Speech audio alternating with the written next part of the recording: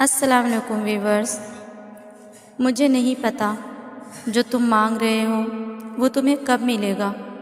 ہاں، لیکن مجھے اتنا ضرور پتہ ہے جو تم نے مانگا ہے وہ تمہیں ہر حال میں ملے گا، اور اگر وہ نہ ملا تو بھی یقین رکھنا اللہ پاک تمہیں ہو بہو ویسا ہی کچھ دے گا، لیکن اس خلا کو خالی نہیں رہنے دے گا۔ آج جو یہ تمہیں تکلیف اور آزمائش لگ رہی ہے، یہ در حقیقت آزمائش نہیں ہے، بلکہ تمہیں وہ آنے والے اچھے دنوں کے لیے تیار کر رہا ہے، تاکہ جب تمہاری جھولی میں خوشیاں ڈالی جائیں تو تم اس رب کو نہ بھول جاؤ جس نے تمہیں تمہارے ماضی سے نکال کر خوبصورت مستقبل دیا۔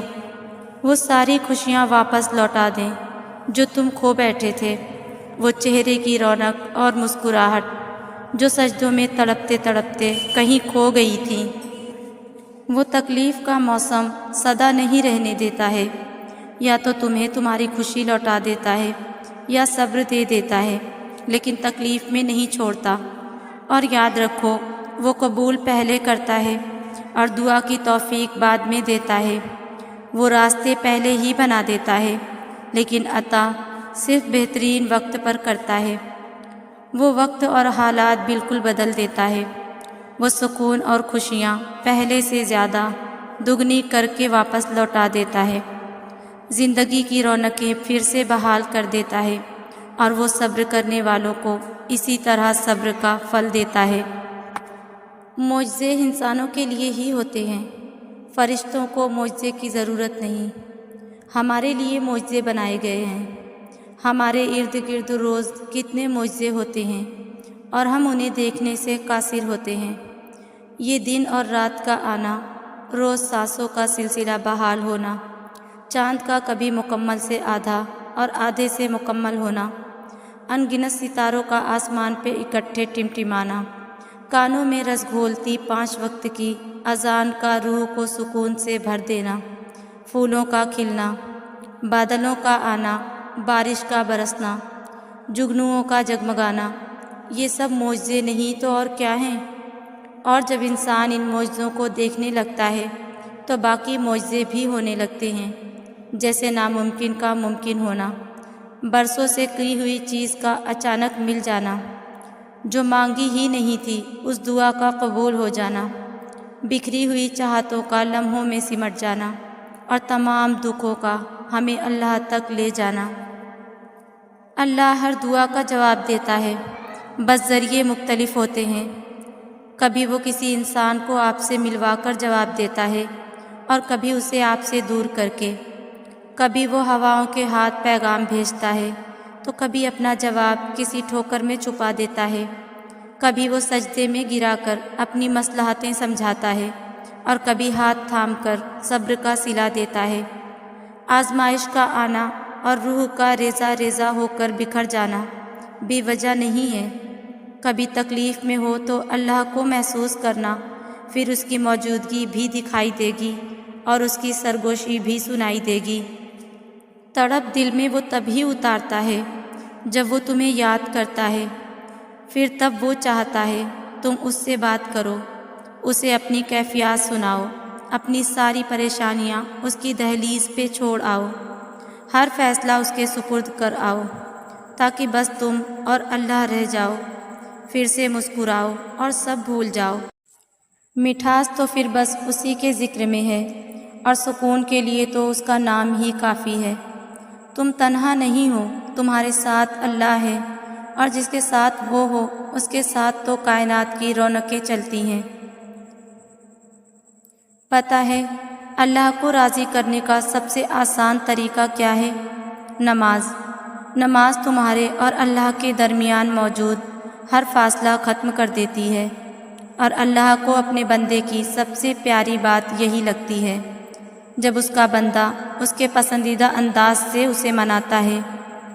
جب تم اللہ کی محبت کا حق ادا کرنے کے بعد اپنی محبت کی آرزو کرتے ہو نا، تو اللہ اس آرزو پہ ایک دم کن فرما دیتا ہے، اور پھر وہ کہتا ہے کہ تو نے مجھے میری پسند سے راضی کیا ہے نا، تو میں بھی تجھے تیری ہی پسند سے راضی کروں گا۔ کائنات میں کوئی بھی عمل اور کوئی بھی عبادت ایسی نہیں جو نماز کی طرح اللہ کو فوراً تم سے راضی کر سکے۔ اللہ کے نزدیک نماز سے زیادہ محبوب کوئی عمل نہیں، اور جو اس کے محبوب کو اپنا محبوب بنا لیتا ہے نا، اللہ اس سے بے حد محبت کرنے لگتا ہے۔ جو سجدوں میں سستی نہیں کرتے، پھر اللہ بھی ان کی دعاؤں کی قبولیت میں تاخیر نہیں ہونے دیتا۔ نماز آزمائش میں اللہ کی تمہارے لیے سب سے بڑی پناہ گاہ ہے، اور جو اس کی پناہ میں ہوتے ہیں ان کا بڑے سے بڑا طوفان بھی کچھ نہیں بگاڑ سکتا۔ وہ ہمیشہ اللہ کی حفاظت میں رہتے ہیں۔ کہانی کو اللہ تہجد تک تب لاتا ہے جب وہ چاہتا ہے کہ میرا بندہ مجھے منائے، مجھ سے بات کرے، میرے سامنے اپنی جھولی پھیلائے، تاکہ وہ اس کی مانگی ہوئی مرادوں پر آمین کہہ سکے۔ وقت اور حالات ہمیں ان راستوں پہ چلنے پر مجبور کر دیتے ہیں جن سے ہمیں تکلیف پہنچتی ہے، لیکن وہ راستے ہماری بہتری کے لیے ہوتے ہیں۔ وقت بھی بدلتا ہے اور نصیب بھی، لوگ بھی بدلتے ہیں اور حالات بھی۔ جیسے اللہ آسمان پہ تاریکی کے رنگ ہمیشہ نہیں رکھتا اور اس آسمان کو دن کے رنگ برنگے اجالوں سے بھر دیتا ہے، ویسے ہی وہ ہچکیوں کو مسکراہٹوں میں بدل دیتا ہے۔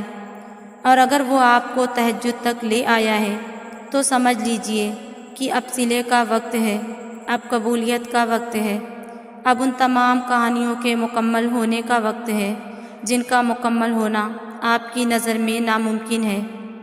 جو محبتوں کا بادشاہ ہے، وہ کیسے آپ کی محبت نامکمل رہنے دے گا؟ وہ سن لے گا اور اختتام میں سب عطا کر کے اس مایوس دل کو بھر دے گا۔ تہجد کا سجدہ اپنے آپ میں بہت طاقت رکھتا ہے، اور وقت تہجد مانگی جانے والی دعاؤں کی شدت کا مقابلہ کوئی بھی نہیں کر سکتا، یہاں تک کہ نصیب بھی نہیں۔